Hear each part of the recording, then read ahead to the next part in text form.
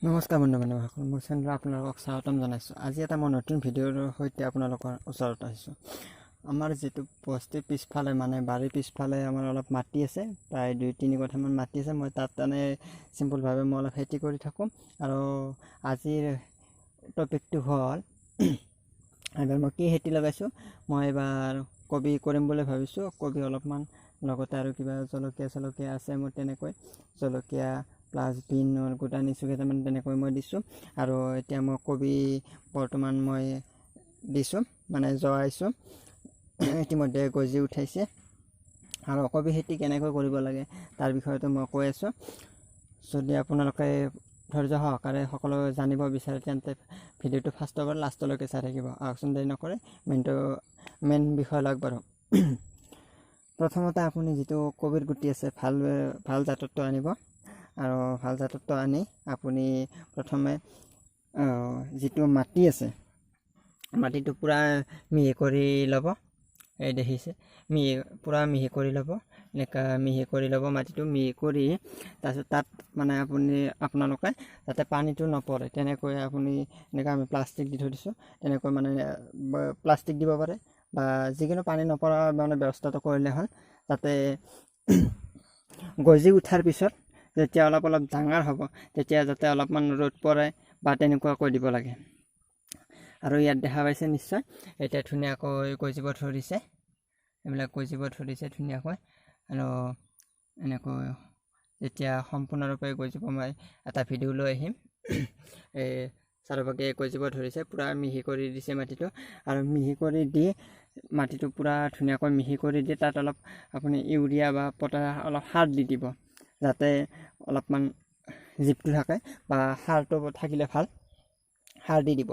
সাৰ the next আপুনি গোটবিলাক ছটিয়াই দি, বেছি তললৈকে দিব নালাগে গুটিটো ছটিয়াই দি অলপমান হাতেদি লাৰি দিব, গুটিটো যাতে মাটিত অলপ তলত যায়। আৰু তেনেকৈ চাৰিওফালে মোৰ গজি উঠিছে।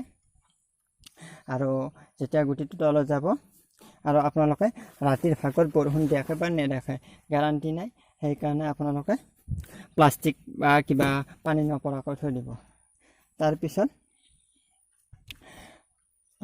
য'ত আপোনালোকে ডাঙৰ হোৱাৰ পিছত ৰুব, সেইখিনি মাটি 2-3 দিনমান আগত ধুনীয়াকৈ চহাই ল'ব। এতিয়া আমি খাই থৈ কোদালি খাই থৈ দিছোঁ।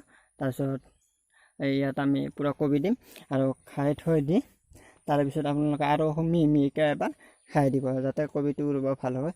আৰু য'তে ৰুব তাত অলপ গোবৰে আৰু সাৰে অলপ ইউৰিয়া সাৰে মিহলি কৰি সেই জেগাখিনিত পলিটো যাতে ভালমতে পৰে তেনেকৈ দিব।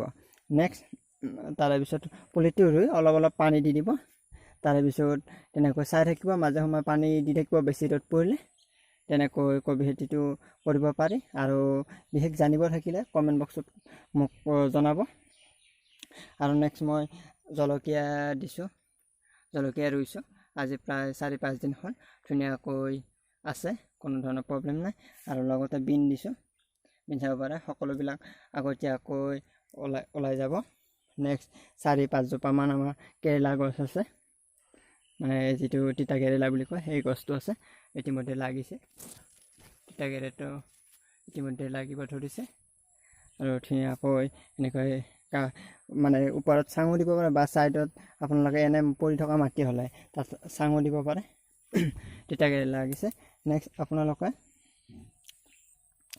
যদি বিনটো কৰিব খুজিছে, বিনটোৰ ইমান প্ৰব্লেম নাই। ডাইৰেক্ট গুটিটো আনি পেলাই আপুনি লাইন বাই লাইন দিব পাৰে। আমাৰ দেখা পাইছে নিশ্চয়, এইবিলাক বিন দিছোঁ।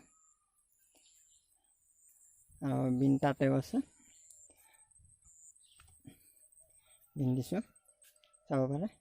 আৰু যদি কিবা জানিব থাকে, আৰু মোৰ ইতিমধ্যে ঘৰত ফাৰ্ম আছে, লোকেল চৰাই আৰু বটা চৰাই ফাৰ্ম আছে। আৰু লগতে খোৱাৰ কাৰণে বা অলপ বেচাৰ কাৰণেও আমি যিটো আমাৰ বাৰী আছে, বস্তি আছে, তাত আমি এইবিলাক খেতি কৰি থাকোঁ। আৰু যদি কিবা আপোনালোকে জানিব বিচাৰে তেন্তে মোক কমেণ্ট বক্সত কমেণ্ট কৰি জনাব। আৰু ৰেজিষ্ট্ৰেশ্যন নাম্বাৰটো থাকিব, তাত মোক হোৱাটছআপ যোগে কথা পাতিব পাৰে। আজিলৈ এইখিনিয়ে ভিডিঅ'টো। যদি ভিডিঅ'টো ভাল লাগিছে লাইক কৰিব আৰু চেনেলটো ছাবস্ক্ৰাইব কৰিবলৈ নাপাহৰিব।